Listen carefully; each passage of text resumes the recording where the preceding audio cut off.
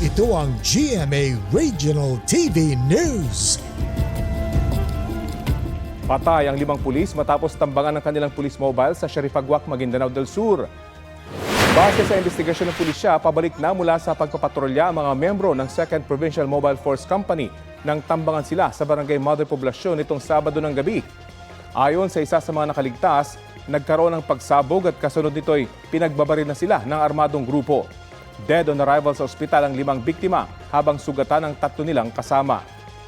Ipinag-utos na ni PNP Chief Police General Jose Melencio Nartates ang agresibong paghahanap sa mga nasa likod ng pananambang. Kinundina na rin ng Chief Minister ng Bangsamoro Autonomous Region in Muslim Mindanao at ng National Police Commission ang insidente.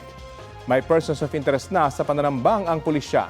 Kabilang sa mga tinitinang motibo sa krimen ay paghihiganti.